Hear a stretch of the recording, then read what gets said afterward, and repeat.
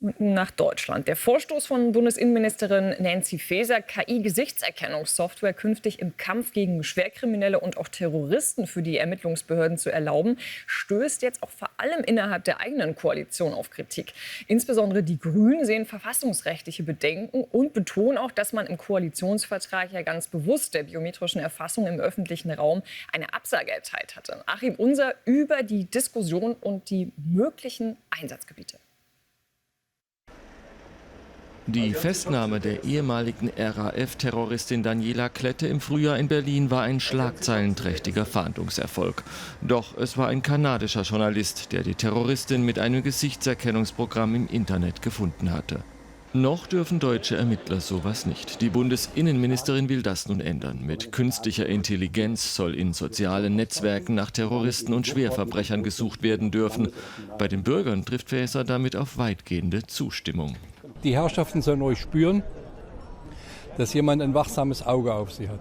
Ich finde es aber ein bisschen erschreckend manchmal, was man schon alles nachvollziehen kann, verfolgen kann und sowas. Und Missbrauch gibt es dann auch auf politischer Ebene. Im Grunde genommen finde ich das eigentlich in Ordnung. Auch dem legendären anonymen Mob, der in Washington nach der letzten Präsidentenwahl das Kapitol stürmte, wurde danach mit Gesichtserkennung auf den Leib gerückt. Vielfach kam es deshalb zu Identifizierungen und damit zu Verurteilungen. Der Verfassungsrechtsexperte der Grünen hat dennoch Bedenken. Vize-Fraktionschef Konstantin von Notz warnt, Formen der Überwachung im digitalen Raum werfen verfassungsrechtlich tiefgreifende Fragen auf. Auch wer freiwillig die Öffentlichkeit eines sozialen Netzwerks sucht, gibt dadurch nicht seine verfassungsrechtlich garantierten Rechte auf. Anders sieht es der Innenminister von Nordrhein-Westfalen. Herbert Reul sagt, wenn wir mit Hilfe von Gesichtserkennung mögliche Extremisten aufspüren können, ist das ein enormer Fortschritt. KI kann eine große Hilfe sein bei der Verbrechensbekämpfung. Nur wenn wir sie nutzen, haben wir eine Chance, denn die Verbrecher tun es längst.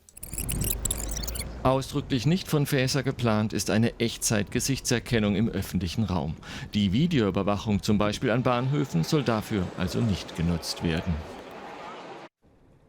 Über diese Diskussion möchte ich sprechen. Philippa Vögeling ist mir nun hier aus Berlin zugeschaltet. Philippa, also das ist so ein bisschen die Sorge. Wir haben das auch bei den Tönen aus der Bevölkerung gehört. For Big Brother is watching you, also dem Überwachungsstaat nach dem Vorbild von George Orwell. Die Sicherheitsbehörden wollen das unbedingt gerne nutzen künftig. Aber in der Koalition ist man sich ja offenbar gar nicht grün. Wie geht es denn da nun weiter? Ja, tatsächlich wird um KI-Nutzung schon seit Monaten, wenn nicht sogar Jahren in Deutschland gerungen. Es ist allerdings so, dass viele Behörden KI-Systeme schon jetzt nutzen. Das LKA Bayern beispielsweise hat allein im letzten Jahr 1500 Hinweise auf diese Art und Weise erhalten auf Straftäter, auf Tatverdächtige. Zuletzt gab es auch in Brandenburg einen Fall, der mit Hilfe von einem KI-System gelöst werden konnte. Aber hier war es eben auch die grüne Landtagsfraktion, die sich darüber dann empört hat, die hier eine Rechteverletzung vermutet und hier eine lückenlose Aufklärung möchte. Und daran merken wir schon, das Ganze sorgt immer wieder für Diskussionen. Es gibt im Grunde noch keinen richtigen gesetzlichen Rahmen und das Innenministerium möchte jetzt diese Grauzone im rechtlichen Bereich hier aus dem Weg schaffen, möchte, ich zitiere, zeitgemäße Befugnisse erteilen. Doch wir ahnen es, könnte etwas schwierig werden in der Ampelregierung. Nicht nur die Grünen haben Einwände, auch die FDP hat schon in der Vergangenheit beim Thema KI immer wieder betont, man dürfe hier nicht die Sicherheit über die Freiheit der ganzen Bevölkerung stellen. Also es geht hier um die Persönlichkeitsrechte des Einzelnen. Doch auf der anderen Seite stehen eben die Sicherheitsbehörden, denen immer öfter die Hände gebunden sind und die dann in Zukunft auch immer wieder auf ausländische Behörden angewiesen sein werden, wenn sie das denn nicht nutzen dürfen.